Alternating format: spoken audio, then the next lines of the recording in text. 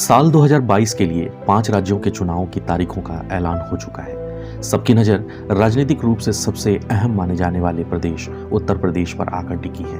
उत्तर प्रदेश में आज़ादी के बाद 17 विधानसभा चुनाव हुए, लेकिन यहाँ के मुसलमानों ने कभी किसी मुसलमान को अपना नेता नहीं माना।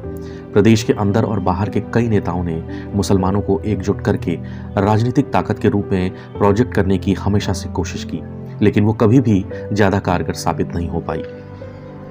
आज़ादी के बाद के दौर से डॉक्टर जलील फरीदी से शुरू हुई कवायद को वर्तमान में AIMIM के असुद्दीन ओवैसी भुनाने की पूरी कोशिश में लगे हैं।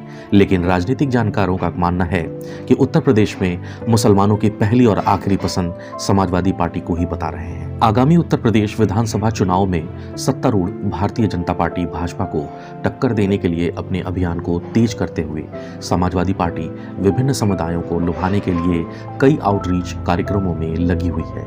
हालांकि अब तक जो स्पष्ट हुआ है वह यह है कि सपा राज्य में मुस्लिम मतदाताओं तक पहुंचने के लिए किसी भी प्रकार के कोई ऐसे कदम नहीं उठा रही है।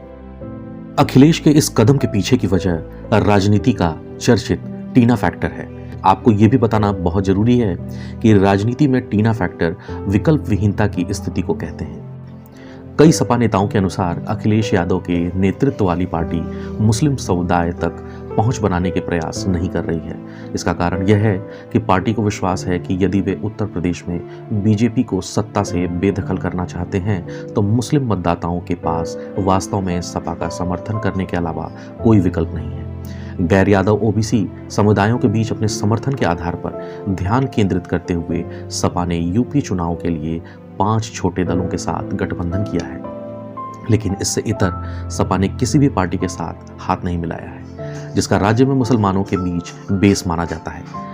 कुछ समय पहले ही अखिलेश ने असुद्दीन ओवैसी की AIMIM के से हाथ मिलाने से इनकार कर दिया था। इसके पीछे मुख्य कारण सपा नेताओं का कहना है कि पार्टी भाजपा के पक्ष में बहुसंख्यक हिंदू वोटों का ध्रुवीकरण नहीं करना चाहती थी।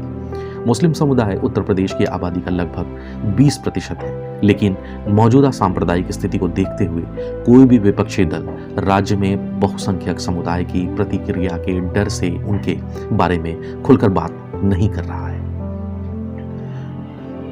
सपा के एक वरिष्ठ नेता ने यह कहा कि चुनाव से पहले मुस्लिम मुद्दों पर खुलकर बातचीत नहीं करते थे। साथ ही सपा का यह भी कहना है कि सपा के अन्य मुस्लिम नेता प्रचार कर रहे हैं और मतदाताओं तक अपनी पहुंच बनाए हुए हैं। वे कई महीनों से जमीन स्तर पर काम भी कर रहे हैं और उन्हें जनता का भरपूर समर्थन मिल रहा है।